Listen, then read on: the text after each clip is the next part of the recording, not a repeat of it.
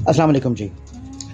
एक video social media पे बहुत वायरल हुई पिछले दिनों में, जिसमें एक बच्चा एक दुकानदार से डबल रोटी लेके भागता है। दुकानदार उसको पकड़ के पुलिस के हवाले कर देता है। पुलिस उसको अदालत में पेश करती है। जज साहब उस बच्चे से पूछते हैं कि तुमने ये रोटी क्यों चुराई। बच्चा कहता है कि मैं बहुत भूखा था 2-3 दिनों से, और जिसको बर्दाश्त ना कर पाया मैंने बहुत से लोगों के पास जाके काम मांगा, लेकिन चूँकि मेरी उम्र छोटी थी इसलिए मुझे काम देने के लिए कोई तैयार ना हुआ। मैं एक दुकानदार के पास गया, उससे मैंने डबल रोटी मांगी, उसने इनकार किया और मुझे धक्के देके बाहर निकाल दिया, जिस पर मैंने चोरी करने का डिसाइड किया। मैंने डबल रोटी उठाई और भाग गया और बाद में पकड़ा गया।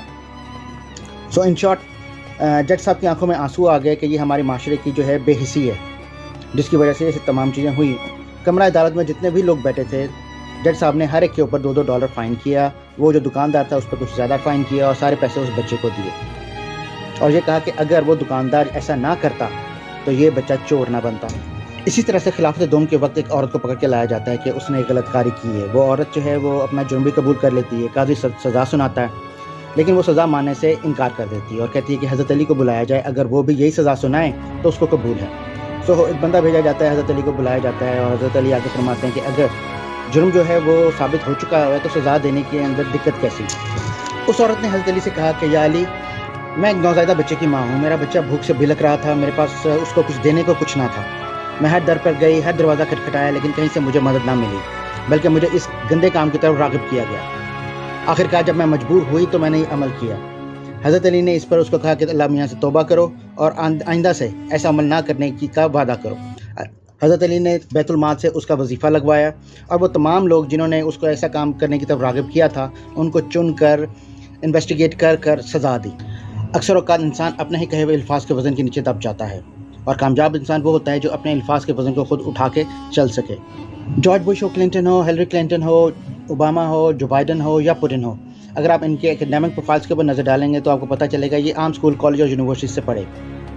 लेकिन अगर आप इनके कैरियर प्रोफाइल्स के ऊपर नज़र डालोगे तो आपको पता चलेगा कि lot of social work they have done, then community services, volunteer work इन्होंने किया, पॉलिटिकल पार्टीज़ के ऑफिस के अंदर सोशल स्टैटिस्टिक्स पे काम किया, डाटा स्टैटिस्टिक्स पे काम किया, डाटा कलेक्शन पे काम किया, कॉन्स्टिट्यूशन के ऊपर काम किया, लॉ के ऊपर काम किया, फिर आज इस मकाम के ऊपर पहुँचे।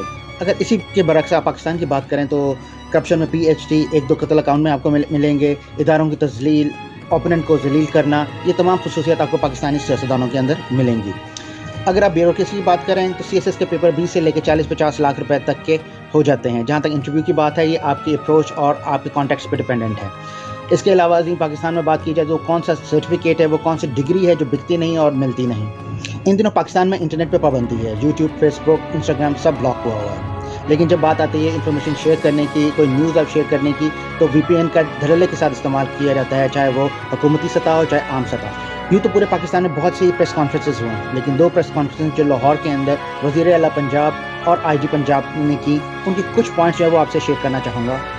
इस प्रेस कॉन्फ्रेंस में IG साहब ने फरमाया कि माँ बाप को चाहिए कि अपनी औलाद को इस करंट प्रोटेस्ट का हिस्सा ना बनने दें।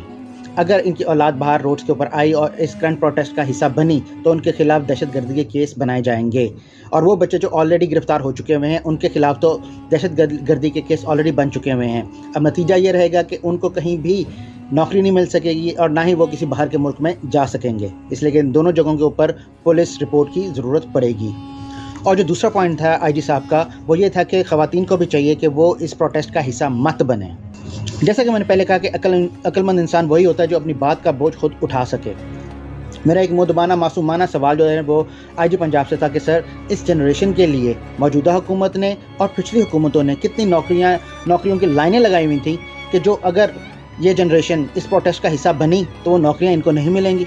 सरकारी नौकरी तो बहुत दूर की बात है, प्राइवेट सेक्टर में कोई नौकरियाँ नहीं हैं, और प्राइवेट सेक्टर ही बच जाए इस वक्त जो मौजूदा हालात हैं तो वही बहुत बड़ी बात है। दूसरी बात ये कि जो लोग बाहर जाना चाहते हैं उनको पुलिस रिपोर्ट की ज़रूरत पड़ती है, और अगर पुलिस रिपोर्ट नेगेटिव निकली तो वो बाहर नहीं जा पाएंगे। सर, आपकी इत्तला के लिए अर्ज़ है कि बेशतर पाकिस्तानी जो बाहर जाते हैं विज़िट वीज़ा पे जाते हैं और अपने आप पर मुकदमात डलवाते हैं जानबूझकर, और आपका डिपार्टमेंट उनको सर्टिफिकेट देता है, उनको डॉक्यूमेंट्स प्रोवाइड करता है, झूठे डॉक्यूमेंट प्रोवाइड करता है ताकि वो बाहर जाएँ और पॉलिटिकल असाइलम अप्लाई करें। इससे पूरी दुनिया पाकिस्तान के हालात का जायज़ा ले रही है। जो कुछ पाकिस्तान में हो रहा है बहुत क्लियरली देखा जा रहा है, बहुत जो क्लोजली मॉनिटर किया जा रहा है। जिस शख्स के खिलाफ भी इन हालात के अंदर दहशतगर्दी के मुकदमात बने तो ह्यूमन राइट्स के तहत वो इंसान बड़े ईजिली विजिट वीज़ा पे बाहर जाकर पॉलिटिकल असाइलम अप्लाई कर सकता है। इस वक्त एक बात जो सोचने और समझने की है वो ये कि पाकिस्तान के इस वक्त जो भी हालात है उसमें कुछ इंटरनेशनल पावर्स हैं जो इन्वॉल्व हैं और डेफिनेटली हैं जो चाहती हैं कि पाकिस्तान तरक्की ना करे। सो मेरा यहाँ पे ये सवाल है कि अगर यहाँ से ब्रेन ड्रेन होगा तो किस तरह से हो सकता है कि बाहर की इंटरनेशनल पावर जहाँ की ब्रेन ड्रेनेज को एक्सेप्ट ना करें। वो डेफिनेटली किसी न तरीके से इसको एक्सेप्ट ज़रूर करेंगी। बमुश्किल इस कौम के पास 2 वक्त की रोटी और 3-4 घंटे की नींद थी, वो भी छीन ली गई और ऊपर से कहा गया बात ना करो, बोलो मत।